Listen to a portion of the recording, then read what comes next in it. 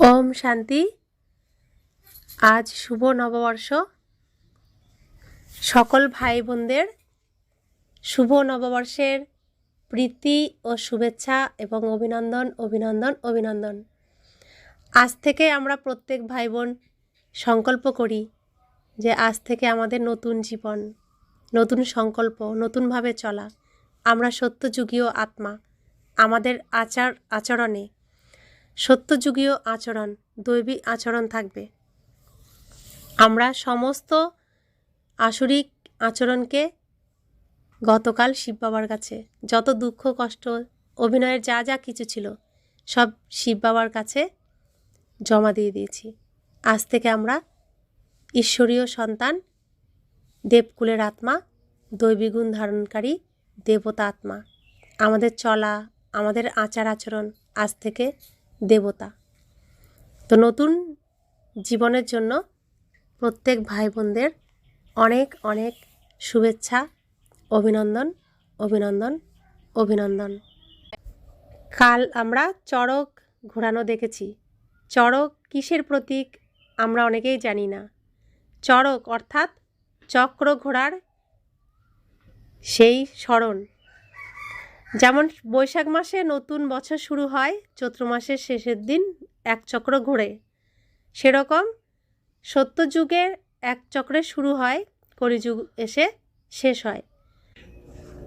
এই চক্র, এই সৃষ্টিচক্র ঘোরার প্রতীক হিসেবে আমরা চড়ক মেলা পালন করি, স্মরণিক হিসেবে পালন করি।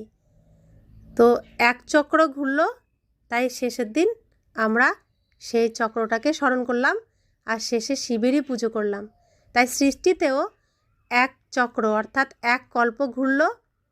তো এখন অন্তিম সময়ে শিবেরই স্মরণ করতে হবে, পরমপিতা পরমাত্মা শিব বাবারই স্মরণ করতে হবে। চড়ক ঘোরানো হয় 4 যুগের প্রতীক হিসেবে, আর প্রত্যেকটি যুগের জন্য আলাদা আলাদাভাবে চড়ককে ঘোরানো হয়। খুব কাছ থেকে লক্ষ্য করে দেখলে বোঝা যাবে যে এই সৃষ্টির চক্রটার স্মরণিক হিসেবে আমরা চড়ক মেলার আয়োজন করি এবং চড়ক মেলাকে পালন করি, শিব বাবার স্মরণ করি, পুজো করি। এই অন্তিম সময়েও এই চড়ক ঘুরে যাচ্ছে, এই চড়ক অর্থাৎ চক্র ঘুরছে। তাই অন্তিম সময়ে শিব বাবারই স্মরণ করতে হবে প্রত্যেককে, তবেই সঠিক চড়ক উদযাপন করা হবে। যেমন চৈত্র মাসের শেষ দিন ছিল, বছরের শেষ দিন ছিল, চড়ক ঘোরানো হলো, আজকে নতুন বছর শুরু হলো।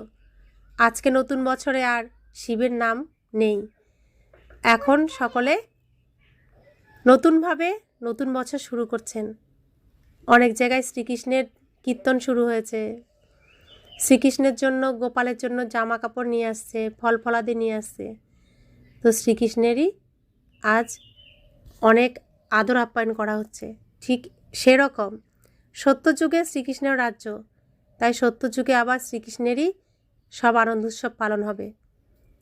আর চক্রের শেষে এ কলিযুগের অন্তিম সময়ে যেমন কালকে শুধু শিবেরই পুজো হয়েছে, ঠিক তেমনই এই চক্র পরিবর্তনের সময় এখন আমাদের শিবেরই আরাধনা করতে হবে, শিবেরই স্মরণ নিতে হবে। আমাদেরকেও এই যুগ পরিবর্তন করে শ্রীকৃষ্ণের রাজ্য আনতে হবে।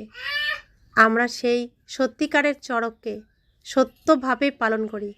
সকল ভাই বোনদেরকে এই আহ্বান আমি আত্মা জানাচ্ছি। আর সকলেই সত্যযুগীয় আত্মা, সূর্যবংশীয় আত্মা, শ্রীকৃষ্ণের মহলের আত্মা, প্রত্যেকের শ্রেষ্ঠ পদ অধিকারী সৌভাগ্যবান আত্মা, এই অভিনন্দন সকল আত্মাকেই এই নতুন বছরে জানাচ্ছি। ওম শান্তি।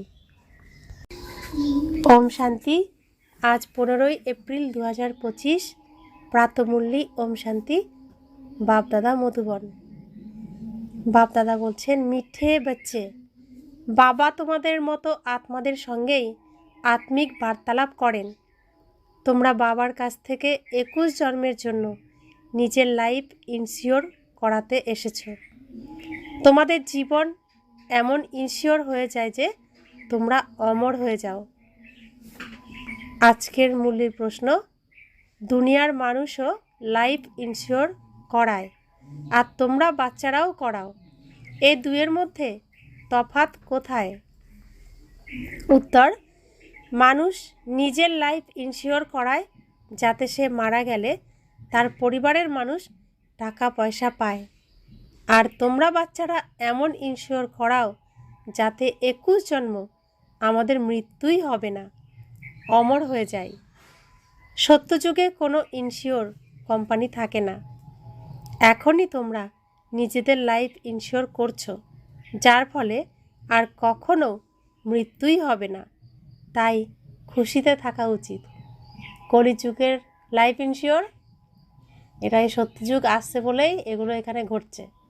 লাইফ ইন্স্যুর সত্যযুগের জন্য করা যায়, তাই কলিযুগে রাবণ বলছে এখানে ইন্স্যুর করে দিচ্ছি। তো একটা জন্মের জন্য ইন্স্যুর করলেও কি কেউ কি থাকবে? মৃত্যু তো হবেই। কিন্তু বাবা যে লাইফ ইন্স্যুর কোম্পানি খুলেছেন, তো যে ইন্স্যুর করাতে এসেছেন, তো সেখানে আমরা অমর হয়ে যাই 2500 বছর, 21 জন্ম। তাই এমন ইন্স্যুরেন্স কোম্পানি আমরা পেয়েছি, তাহলে এমন এজেন্টও পেয়ে গেছি, তাহলে কত সৌভাগ্য। খুশিতে থাকা উচিতের জন্য। আজকের মুরলীর গীত, কে এলো আজি প্রভাতে। ওম শান্তি। আত্মিক পিতা বসে আত্মিক বাচ্চাদের সাথে আত্মিক বার্তালাপ করছেন। তোমরা বাচ্চারা জানো যে বাবা এখন কেবল 21 জন্মই নয়, আমাদের 40 থেকে 50 জন্ম ইন্স্যুর করে দিচ্ছেন। ওরা লাইফ ইন্স্যুর করায় যাতে সে মারা গেলে তার পরিবার টাকা পয়সা পায়, আর তোমরা এমন ইন্স্যুর করাও যাতে 21 জন্ম আর মৃত্যুই হবে না। বাবা অমর বানিয়ে দেন। তোমরা তো অমর ছিলে। মূল বতনকেও তো অমরলোক বলা যাবে। আমরা মূল বতনেও তো অমর। আত্মা কখনো মরে না, বিনাশ নেই। ওখানে তো জীবন মৃত্যুর কোনো প্রশ্নই নেই। ওটা হলো আত্মাদের নিবাসস্থান। বাবা কেবল নিজ সন্তানদের সঙ্গেই এই রকম আত্মিক বার্তালাপ করেন, অন্য কারোর সাথে করেন না। তো নিজ সন্তান কাদেরকে বলছে? যারা বাবাকে বাবা বলে স্বীকার করেছে, মেনেছে, তার প্রত্যেকটি কথাকে বাবার কথা আর নিজের সুসন্তান হিসেবে পালন করে, শোনে, ধারণ করে। বাবা শুধু সেই বাচ্চাগুলোর সাথেই কথা বলেন। বাকিরা তো রাবণের বাচ্চা, রাবণকে পিতা বলে মেনে নিচ্ছে, রাবণের সমস্ত কিছু আচার আচরণকে মেনে নিয়ে চলছে। তাই কেবল শুধু আমাদের সাথেই কথা বলেন তিনি, অন্য কারোর সাথে করেন না। যে আত্মা নিজেকে জেনেছে কেবল তার সাথেই কথা বলেন, অন্য কেউ তো বাবার কথা বুঝতেই পারবে না। প্রদর্শনীতে তো এতজন আসে, তারা কি তোমাদের কথা বুঝতে পারে? অনেক চেষ্টা করে, হয়তো সামান্য কয়েকজন বুঝতে পারে। তোমাদেরকেও তো কত বছর ধরে বোঝাচ্ছি, তারপরেও সামান্য কয়েকজন বুঝেছে। যদিও এটা 1 সেকেন্ডেই বোঝা যায়। আমরা আত্মারা পবিত্র ছিলাম এবং এখন পতিত হয়ে গেছি, এরপর পুনরায় পবিত্র হতে হবে। আমরা আত্মারা পবিত্র ছিলাম এবং এখন পতিত হয়ে গেছি, এরপর পুনরায় পবিত্র হতে হবে। তার জন্য সুইট ফাদারকে স্মরণ করতে হবে। তার থেকেও মিষ্টি তো আর কিছুই নেই। শিব বাবার থেকে মিষ্টি আর কিছুই নেই, আর কেউ নেই, কোনো কিছুই নেই। এই স্মরণের বিষয়ে মায়াবী বিঘ্ন আসে। তোমরা জানো যে বাবা আমাদেরকে অমর বানাতে এসেছেন। পুরুষার্থ করে অমর হয়ে অমরপুরীর মালিক হতে হবে। অমর তো ওখানে সকলেই হবে। সত্যযুগকে অমর লোকও বলা হয়। এটা হলো মৃত্যুলোক। এগুলোই হলো অমর কথা। এই যে কথাগুলো বাবা শোনাচ্ছেন, এগুলোই অমর কথা। এমন নয় যে শঙ্কর কেবল পার্বতীকেই অমর কথা শুনিয়েছিলেন। ওগুলো সব ভক্তিমার্গের কথা। তোমরা বাচ্চারা কেবল আমার কথাই শোনো আর আমাকেই স্মরণ করো। তো খুব অল্প সংখ্যক শোনে বাবার কথা, তাই বলে যে শঙ্কর তো শুধু পার্বতীকেই শুনিয়েছিল, আর এত যে আত্মা সারা পৃথিবী জুড়ে তারা তো শোনেনি। বাবা বলছেন কেবল আমি জ্ঞান দিতে পারি। ড্রামার প্ল্যান অনুসারে সমগ্র দুনিয়া এখন তমপ্রধান হয়ে গেছে। অমরপুরীতে রাজত্ব করা তাকেই অমরপদ বলা যাবে। ওখানে কোনো ইনশিওর কোম্পানি থাকে না। এখন তোমাদের লাইফ ইনশিওর করা হচ্ছে। তোমরা কখনোই মরবে না, এটা বুদ্ধিতে রেখে খুশিতে থাকতে হবে। আমরা যেহেতু অমরপুরীর মালিক হচ্ছি, সুতরাং অমরপুরীকে স্মরণ করতে হবে, তবে যেতে হবে মূল বতন হয়ে। আমাদের এখন অমরপুরী স্মরণ করতে হবে, কিন্তু যেতে হবে মূল বতন হয়ে। কারণ এখন আমরা পরিষ্কার পরিচ্ছন্ন করছি সমস্ত নোংরাকে সাধারণ বস্ত্র পরে, তারপরে আমরা পরিষ্কার পরিচ্ছন্ন হয়ে ঘরে গিয়ে আবার নতুন সাজসজ্জা করে আবার আমরা বাইরে আসব, এই স্টেজে আসব। তো এখন আমাদের দুটো ব্যাগ গোছাতে হবে। একটা ব্যাগে কি থাকবে? এই দুনিয়ার সমস্ত অভিনয়ের জিনিস, যেটা বাবার কাছে রাখবো। আরেকটা ব্যাগ আমরা নিয়ে যাব, সেটা কি? সত্যযুগে যেগুলো নিয়ে আসব, সুখ, শান্তি, প্রেম, আনন্দ, জ্ঞান, পবিত্রতা, শক্তি, আর এই জ্ঞান রত্ন, এগুলো আমাদের ব্যাগে ভরে নিয়ে চলে যাব। এগুলো দিয়েই তো আমরা সেজে গুজে আবার আসব। তাই একটা হলো এতদিন যে অভিনয় করেছি সেই মেকআপ, পোশাক আদি, গয়নাগাটি, সেসবের ব্যাগ, ওটা আমাদের এক হাতে থাকবে। আর এক হাতে যেটা আমরা নিয়ে যাব সেই ব্যাগ, সত্যযুগে বা অমরপুরীতে আমরা যে যা যা নিয়ে আসবো সেই ব্যাগ। একটা নিয়ে যাব, একটা রেখে যাব। তো বাবা বলছেন এরকমভাবেই মনে মনে স্মরণ করা হয়। মূল বতন হলো মন মনা ভব, অমরপুরী হলো মধ্যাচী ভব। প্রত্যেকটা বিষয়ে দুটো জিনিস আছে। কত রকমভাবে তোমাদেরকে অর্থ বোঝানো হয়, তবে গিয়ে বুদ্ধিতে ধারণ হয়। সব থেকে কঠিন হলো নিজেকে নিশ্চিতভাবে আত্মা অনুভব করা। আমি আত্মা, এই শরীরে জন্ম নিয়েছি। 84 জন্ম ধরে কত নাম, রূপ, দেশ, কাল পরিবর্তন করেছি। সত্যযুগে এতগুলো জন্ম নিয়েছি, ত্রেতাতে এতগুলো জন্ম নিয়েছি। তো সত্যযুগে কতগুলো জন্ম নিয়েছি? সত্যযুগে কত জন্ম নিয়েছি?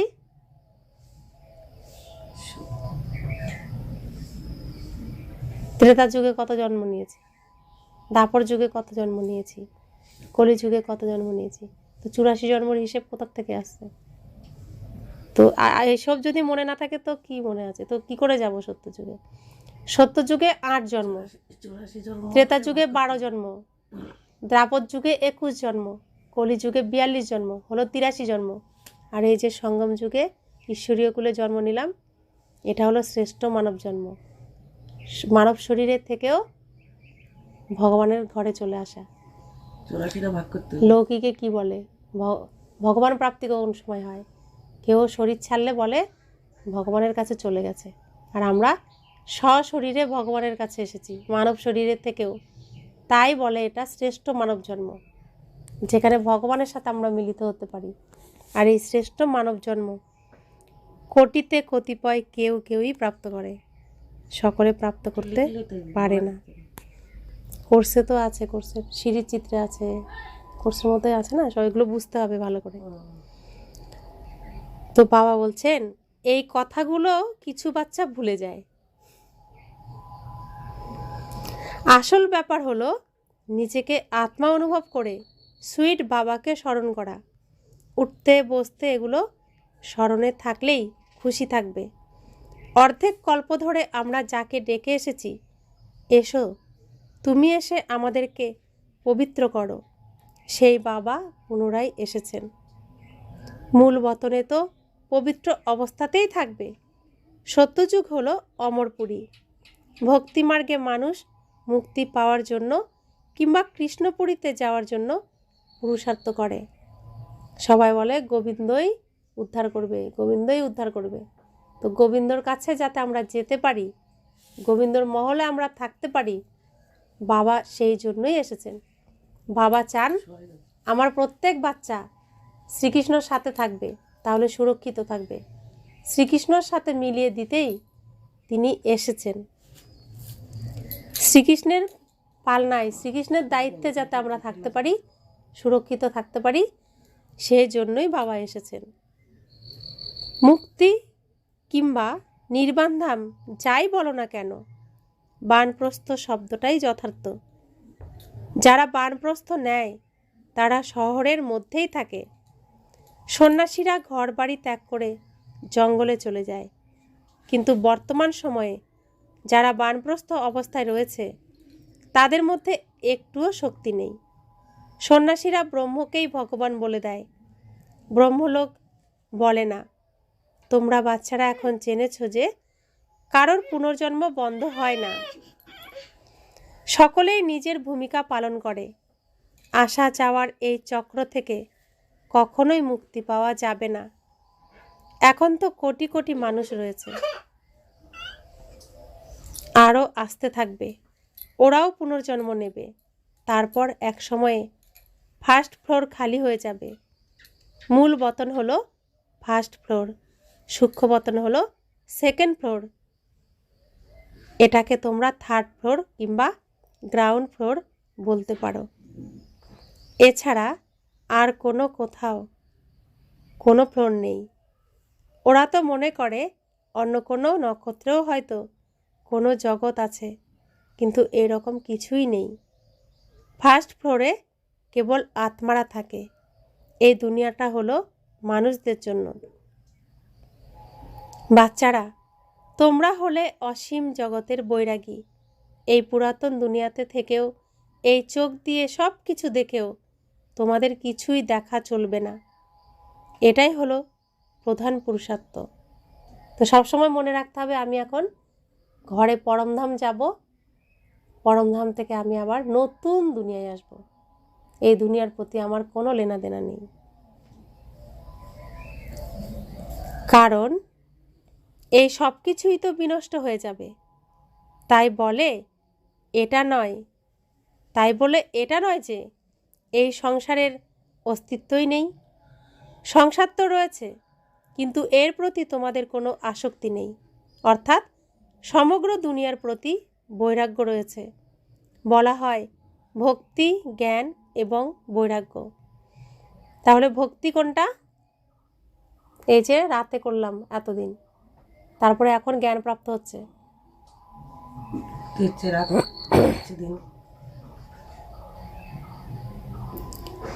তো সত্যযুগ ত্রেতাযুগ হলো জ্ঞান, দাপর যুগ কলিযুগ হলো ভক্তি, আর এই সঙ্গম যুগ হলো বৈরাগ্য। তো সত্যযুগ ত্রেতাযুগে জ্ঞান থাকে, তাই সবাই অমর, আত্মা মরে না, এই জ্ঞান থাকে। দাপর যুগ কলিযুগ রাত, তখন ভয়ে দেহের ভানে আসে, ভূতেদের রাজ্য আসে। সেখানে ভক্তি অর্থাৎ শাস্ত্রের খুঁটি ধরে, শাস্ত্রকে সম্বল করে চলতে থাকে। আর এখন হলো ভোরবেলা। ভোরবেলা হলো সব কিছু পরিষ্কার পরিচ্ছন্ন করার সময়, তো বৈরাগ্য। তো ভোরবেলা যখন ঘুম থেকে ওঠে, কেউ কারোর জন্য কি অপেক্ষা করে? যার যার সময় শেষে উঠে যায়, উঠে তার কাজে লেগে যায়। তো এখন হলো সৃষ্টির ভোরবেলা। তো যে ঘুম থেকে উঠেছে সে লেগে যাও কর্ম করতে। কোন কর্ম? নিজেকে পরিবর্তন করার কর্ম, আর এই সব কিছু পরিষ্কার করার কর্ম। আর এই জ্ঞান রত্নগুলোকে, যেমন আমরা ভোরবেলা ফুল তুলি ভগবানকে পুজো দেওয়ার জন্য, ভগবানকে ভোগ দেওয়ার জন্য ভালো জিনিসগুলোকে পরিষ্কার পরিচ্ছন্ন করে গুছিয়ে সুন্দর করে রাখি, সেরকম আমাদের এই সুন্দর জিনিসগুলোকে, এই জ্ঞানগুলোকে ধারণ করে রাখতে হবে। তো বাবা বলছেন ভক্তি মার্গের পরে আসে জ্ঞান মার্গ, এবং তখন ভক্তির উপরে বৈরাগ্য এসে যায়। তো ভক্তি মার্গে ছিলাম, এখন জ্ঞান মার্গ পেয়েছি, এবার ভক্তির উপরে কি বৈরাগ্য এসেছে না? জ্ঞান প্রাপ্ত না হলে বৈরাগ্য আসবে না। তো ভক্তির পরে জ্ঞান, আর জ্ঞানের পরে জ্ঞানের প্রাপ্তি। জ্ঞানের পরে বৈরাগ্য, বৈরাগ্যের পরে জ্ঞানের প্রাপ্তি। সত্যযুগ হলো জ্ঞানের প্রাপ্তি। তো বাবা বলছেন ভক্তি মার্গের পরে আসে জ্ঞান মার্গ, এবং তখন ভক্তির উপরে বৈরাগ্য এসে যায়। বুদ্ধি দিয়ে বিচার করে বুঝতে পারো যে এই দুনিয়াটা অতি প্রাচীন এবং এটাই আমাদের শেষ জন্ম। সবাইকে এখন বাড়ি ফিরতে হবে, অর্থাৎ এই নাটকের শেষ সিন চলছে। নাটক শেষ, এখন আর কারোর অভিনয় নেই, আমাদের অভিনয় তো শেষ। এর জন্য এই বস্ত্র ধারণ করেছি, ওই অভিনয়ের কোনো বস্ত্র আর নেই আমাদের। সমস্ত বস্ত্র আমরা গুছিয়ে টুছিয়ে রেখে দিয়েছি, জমা দিয়ে দিয়েছি। এখন আমি আত্মা শুধু ঘরে ফিরব, ঘরে ফেরাটুকুই বাকি। ঘরে ফিরে আমরা আবার আসবো স্টেজে। তাই সবসময় মনে রাখতে হবে ঘরে ফিরতে হবে। এখানে যা হয়েছে গুছিয়ে রেখে দাও, আর ওটাতে মন দিও না। একটা একটা করে গুছাও, ব্যাগেজ গুছাও, কোনো কিছু ছড়িয়ে রেখো না। তো বাবা বলছেন, এমনকি ছোট বাচ্চাদেরকেও শিব বাবার কথা মনে করিয়ে দিতে হবে। তাদের মধ্যে অশুদ্ধ খাদ্য বা পানীয় খাওয়ার অভ্যাস তৈরি করা উচিত নয়। ছোটবেলা থেকে যেটা অভ্যাস করা হয় সেই অভ্যাস সর্বদাই রয়ে যায়। আজকাল সঙ্গের প্রভাব খুবই খারাপ। বলা হয় সৎসঙ্গে স্বর্গবাস আর অসৎসঙ্গে সর্বনাশ। এই দুনিয়া এখন বিষয় সমুদ্র, পতিতালয় হয়ে গেছে। কেবল পরমপিতা পরমাত্মাই হলেন সত্য। বলা হয় গড ইজ ওয়ান। তিনি স্বয়ং এসে প্রকৃত সত্য বুঝিয়ে দেন। তা আমরা নিজেরাও তো অটোমেটিক বলি উপরওয়ালা একজন, ওপরে একজন বসে আছে, ওপরওয়ালা সব জানে। তো ওপরে নিশ্চয়ই কেউ আছে, আত্মা জানে। তাই একা একাই কথাগুলো বেরিয়ে আসে না। বলি আমরা ওপরে চলে যাব, ওপরে চলে গেলেই শান্তি। তো উপরেই শান্তি, এটাও আত্মা জানে, তাই বলে ফেলে। এ তো কোনো বইয়ে নেই বা কোথাও লেখাও নেই, তবুও আত্মা জানে, সেজন্য বলে। তো বাবা বলছেন, এখন তো সমস্ত কথা বাবা এসে বুঝিয়ে বলছেন। বাবা বলছেন, আমার আত্মিক সন্তানেরা, আমি তোমাদের পিতা, তোমাদের সাথে আত্মিক বার্তালাপ করছি। তোমরা তো আমাকেই ডেকে এসেছো। তিনি হলেন জ্ঞানের সাগর, পতিত পাবন, নতুন দুনিয়ার রচয়িতা। তিনিই পুরাতন দুনিয়ার ধ্বংস করান। ত্রিমূর্তি তো অতি প্রসিদ্ধ। শিব বাবা হলেন সর্বশ্রেষ্ঠ। তারপরে সূক্ষ্ম পতনে রয়েছে ব্রহ্মা, বিষ্ণু এবং শঙ্কর। পবিত্র হওয়ার কারণে মানুষ ওদেরকেও দর্শন করে। তবে এই দৈহিক চোখ দিয়ে ওদেরকে দেখা যাবে না, তো স্থূল চোখ দিয়ে তাকে দেখা যাবে না। অগাধ ভক্তি করলে তবে দর্শন হয়। যদি কেউ হনুমানের ভক্ত হয় তবে সে হনুমানের দর্শন পাবে। শিবের ভক্তদেরকে তো মিথ্যে বলা হয়েছে পরমাত্মা হলেন অখণ্ড জ্যোতি। বাবা বলছেন, আমি তো অতি সূক্ষ্ম বিন্দু। ওরা বলে অর্জুনকে ভগবান অখণ্ড জ্যোতি স্বরূপ দেখিয়েছিলেন। তখন অর্জুন বলেছিল, বন্ধ করো, আমি আর সহ্য করতে পারছি না। গীতাতে অর্জুনের এরকম দর্শনের কথাই লেখা আছে। মানুষ ভাবে অখণ্ড জ্যোতির দর্শন হয়েছিল। বাবা এখন বলছেন, এগুলো হলো ভক্তিমার্গের গল্প কাহিনী, যেগুলো শুনে কেবল সেই সময়ে একটু খুশি হয়। আমি তো কখনোই বলিনি যে আমি অখণ্ড জ্যোতিস্বরূপ। তোমরা আত্মারা যেমন সূক্ষ্ম বিন্দু, আমিও সেই রকম। তোমরা যেমন ড্রামার বন্ধনে আবদ্ধ, আমিও সেরকম ড্রামার বন্ধনে বাঁধা আছি। প্রত্যেক আত্মার নিজস্ব একটা ভূমিকা রয়েছে। সবাইকে পুনর্জন্ম নিতে হবে। ক্রমানুসারে সবাইকে আসতেই হবে। যারা প্রথমে এসেছিল তারা ক্রমশ পতিত হয়ে যায়। বাবা তো কত কিছুই না বোঝাচ্ছেন। এটাও তিনি বুঝিয়েছেন যে এইভাবেই সৃষ্টির চক্র আবর্তিত হয়। তো এই কথাটাও কত সুন্দর মিলে যাচ্ছে। আমরা প্রথমে সত্যযুগে বাবার কাছ থেকে চলে এসেছি। আমরা পরমধামে বেশি টাইম থাকি না, বাবার কাছে বেশি থাকি না। তাই এসে কি হয়েছে, বাবাকে ভুলে গেছি। অন্যরা বেশি সময় পর্যন্ত বাবার কাছে থাকে, তাই বাবাকে কেউ ভোলে না। তারা ইব্রাহিম এসে কি বলছে, বা আমার ভগবান, আমার পিতা জ্যোতিস্বরূপ। বৌদ্ধ এসে কি বলছে? সে আমার পিতা জ্যোতিস্বরূপ। যিশু এসে কি বলছে? যে ভগবান উপরে থাকে, গড ইজ লাইট। শিখরা কি বলছে? এক ওঙ্কার সৎ শ্রী অকাল। তিনিও ওঙ্কার, তিনি প্রকাশ স্বরূপ, তিনি সত্য, তাকে কাল খেতে পারে না। তো মুসলিমরা কি বলছে? আল্লাহ নূর, হীরার মতো। তো প্রত্যেকেই চেনে, মনেও আছে। শুধুমাত্র আমরা যারা প্রথমে এসেছি সনাতন ধর্মের, তারা বাবাকে ভুলে গেছি, তার রূপকেও ভুলে গেছি। তাই আমরা স্থূল জিনিসের মধ্যে ভগবানকে খুঁজেছি। তো বাবা বলছেন যে এটাও সৃষ্টির চক্রের মধ্যে, এই নাটকের মধ্যে রয়েছে। আর এটা এইভাবেই সৃষ্টিচক্র আবর্তিত হয়। যেভাবে দিনের পরে রাত্রি আসে, সেভাবেই সত্যযুগের পর ত্রেতা যুগ এবং শেষে সঙ্গম যুগ আসে। তো সঙ্গম যুগে বাবা কাদের জন্য এসেছেন? যারা বাবাকে ভুলে গেছে, বাবাকে সম্পূর্ণই ভুলে অনেকের মধ্যে খুঁজছে নিজের পিতাকে, তাদের জন্য এসেছেন। অর্থাৎ যারা সনাতন ধর্ম থেকে বহিষ্কার হয়ে হিন্দু ধর্মে চলে এসেছে, জাত মান কুল সব খেয়েছে, তাদের আসল রূপকে ভুলে গেছে, নিজের পিতাকে ভুলে গেছে, তাদের জন্যই তিনি এসেছেন। অর্থাৎ আমাদের জন্যই তিনি এসেছেন। তো বাবা বলছেন যেভাবে দিনের পরে রাত্রি আসে, সেভাবেই সত্যযুগের পর ত্রেতা যুগ, দাপর যুগ, কলিযুগ এবং শেষে সঙ্গম যুগ আসে। এই সঙ্গম যুগেই বাবা পরিবর্তনের কার্য করেন। যারা শতপ্রধান ছিল তারাই এখন তমপ্রধান হয়ে গেছে, ওরাই আবার শতপ্রধান হবে। তো আমরাই শতপ্রধান ছিলাম, আমরা এখন তমপ্রধান হয়ে গেছি, আমরা আবার শতপ্রধান হচ্ছি। মানুষ আহ্বান করে, হে পতিত পাবন তুমি এসো। তাই বাবা এখন বলছেন মন মনা ভব, মনে মনে আমাকে ভাবো। আমি একটা আত্মা এবং আমাকে এখন বাবাকে স্মরণ করতে হবে। এইভাবে খুব কমজনই বুঝতে পারে। আমাদের আত্মিক পিতা কতই না মিষ্টি, মিষ্টি স্বভাব তো আত্মার মধ্যেই থাকে।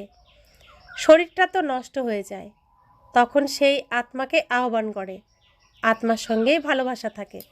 সংস্কার তো আত্মার মধ্যেই থাকে, আত্মাই পড়ছে, শুনছে, শরীরটা তো নষ্ট হয়ে যায়। আমি একটা আত্মা, অমর। তাহলে তুমি আমার জন্য কাঁদো কেন?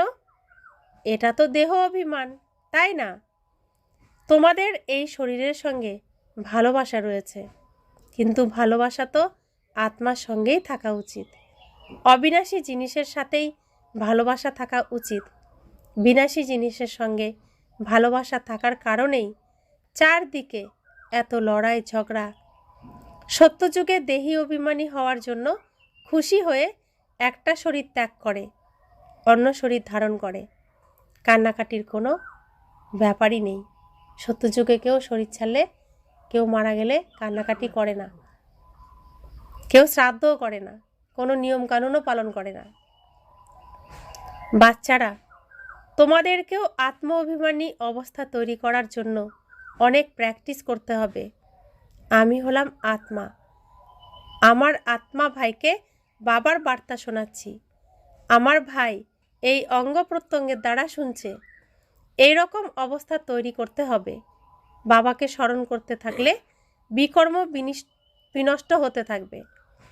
এইভাবে নিজেকে আত্মা অনুভব করলে এবং সামনের ব্যক্তিকেও আত্মারূপে দেখতে থাকলে পাক্কা অভ্যাস হয়ে যাবে। এটাই হলো গুপ্ত পরিশ্রম। অন্তর্মুখী হয়ে এই অভ্যাসটাকে পাক্কা করতে হবে। যখনই সময় পাবে এরকম অভ্যাস করো। 8 ঘন্টা না হয় কাজকর্ম করো, তারপর ঘুমাও, কিন্তু অবশিষ্ট সময়ে এটা অভ্যাস করো। 8 ঘন্টা যদি করতে পারো তবেই তোমরা অনেক খুশি হবে। পতিত পাবন বাবা বলছেন, আমাকে স্মরণ করলেই তোমাদের বিকর্মের বিনাশ হবে। এখন সঙ্গম যুগেই তোমরা জ্ঞান অর্জন করো। যত মহিমা সব এই সঙ্গম যুগের। এই সময়েই বাবা বসে থেকে তোমাদেরকে জ্ঞান বোঝান। এটা কোনো স্থূল বিষয় নয়। তোমরা যা কিছু লিখছ সেগুলো নষ্ট হয়ে যাবে।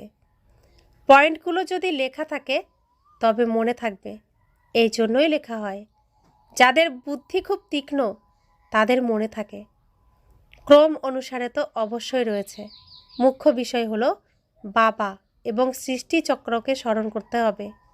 কোনো বিকর্ম যেন না হয়। ঘর গৃহস্থেও থাকতে হবে, তবে পবিত্র অবশ্যই হতে হবে। কোনো কোনো নোংরা চিন্তাধারার বাচ্চা ভাবে অমুক মহিলাকে আমার খুব ভালো লাগে, একে আমি গন্ধর্ব মতে বিবাহ করে নিই। যখন কারোর আত্মীয় পরিজন উত্ত্যক্ত করে তখন তাকে বাঁচানোর জন্যই গন্ধর্ব মতে বিয়ে করানো হয়। কিন্তু তাই বলে এটা নয় যে সকলেই বলবে আমি গন্ধর্ব মতে বিবাহ করব। এরকম বাচ্চারা কখনোই টিকতে পারবে না। প্রথম দিনেই সে নোংরা নলিতে গিয়ে পড়বে, নাম রূপে ফেসে যায়। এগুলো খুবই খারাপ জিনিস। গন্ধর্ব মতে বিবাহ করা মুখের কথা নয়। গন্ধর্ব মতে বিবাহ কারা করে? দেবী দেবতারা, যারা সবসময় শুদ্ধ পবিত্র থাকে। বিবাহ করার পরেও শুদ্ধ পবিত্র থাকবে। পরস্পরকে ভালো লেগে গেলে বলে দেয় গন্ধর্ব মতে বিবাহ করব। এক্ষেত্রে পরিবার পরিজনকেও সতর্ক থাকতে হবে। বুঝতে হবে যে এই বাচ্চা কোনো কাজের নয়। যাকে মনে ধরেছে তার থেকে সরিয়ে নিতে হবে, নয়তো এক কথাই বলতে থাকবে। এই সভাতে খুবই সতর্ক থাকতে হয়। ভবিষ্যতে অনেক নিয়ম মেনে সভা অনুষ্ঠিত হবে। যাদের এরকম মনোবৃত্তি থাকবে তাদেরকে আসতে দেওয়া হবে না। যেসব বাচ্চারা আত্মিক সেবায় নিযুক্ত থাকে, যারা যোগযুক্ত হয়ে সার্ভিস করে, তারাই সত্যযুগের রাজধানী স্থাপন করার কার্যে সহযোগী হয়। সার্ভিসেবল বাচ্চাদের প্রতি বাবার ডাইরেকশন, আরাম হলো হারাম।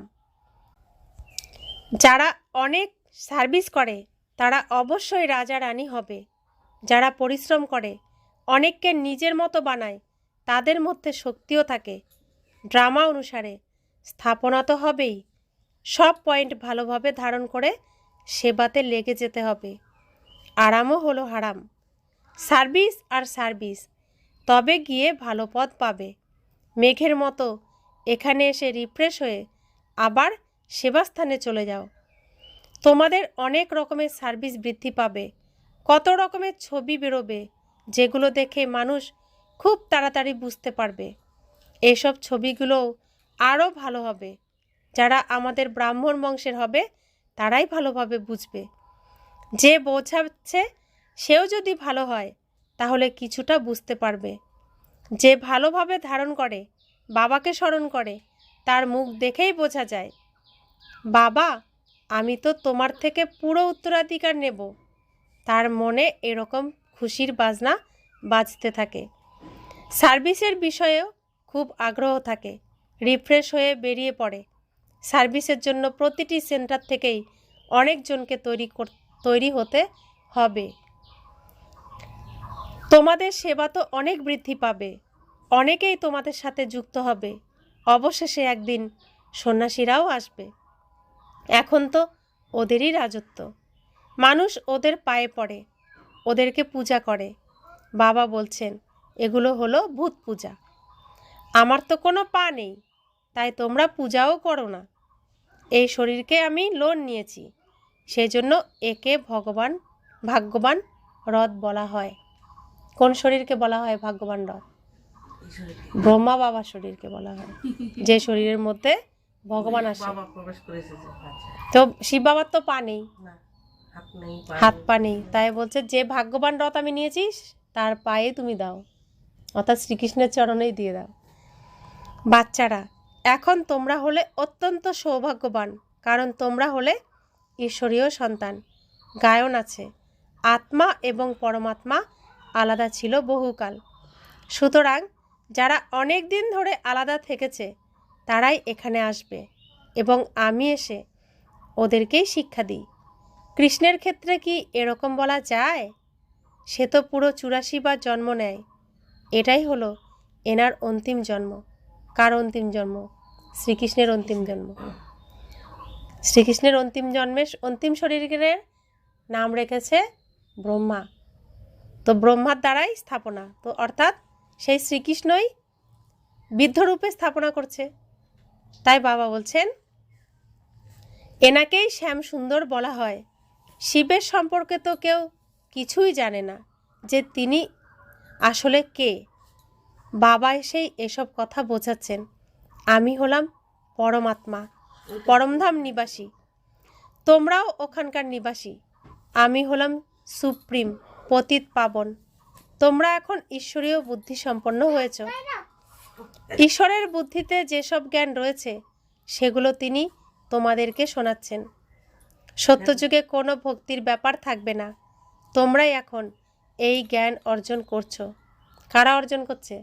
যারা দেবী দেবতা রূপে অভিনয় করেছিল তারাই আবার দেবী দেবতা রূপে অভিনয় করার জন্য এই জ্ঞান প্রাপ্ত করছে, এই পড়াশোনা করছে। কারণ ভগবান এসে স্মৃতি ফিরিয়ে দিচ্ছেন। অর্থাৎ এই বৃদ্ধ বয়সে যেমন ছোট বাচ্চাদের কাহিনী শোনানো হয়, পূর্বপুরুষদের কথা শোনানো হয়, তো ব্রহ্মা বাবাও আমাদেরকে সেই কাহিনী শোনাচ্ছেন। তো আমাদের পূর্বপুরুষদের মতো আমাদের হতে হবে। আমরা এরকম ছিলাম, এরকমই আমাদের হতে হবে, সব আমাদের এখন শেখাচ্ছেন। अच्छा, मीठे मीठे सिखिला दे बच्चों प्रति माता पिता बाप दादा का याद प्यार और गुड मॉर्निंग। रूहानी बाप की रूहानी बच्चों को नमस्ते। हम रूहानी बच्चों की रूहानी माता पिता बाप दादा को याद प्यार गुड मॉर्निंग और नमस्ते नमस्ते नमस्ते। शुक्रिया बाबा, शुक्रिया बाबा, शुक्रिया। धारणार जन्य मुख्य सार। অন্তর্মুখী হয়ে নিজের অবস্থাকে জমাতে হবে, অভ্যাস করতে হবে। আমি হলাম আত্মা, আমার আত্মা ভাইকে বাবার সন্দেশ দিচ্ছি। এরকম আত্ম অভিমানী হওয়ার গুপ্ত পরিশ্রম করতে হবে। দ্বিতীয় ধারণা, আধ্যাত্মিক সার্ভিসে আগ্রহ থাকতে হবে। অন্যকেও নিজের মতো বানানোর জন্য পরিশ্রম করতে হবে। সঙ্গদোষ বড়ই খারাপ, এর থেকে নিজেকে সামলে রাখতে হবে। অশুদ্ধ খাদ্য পানীয়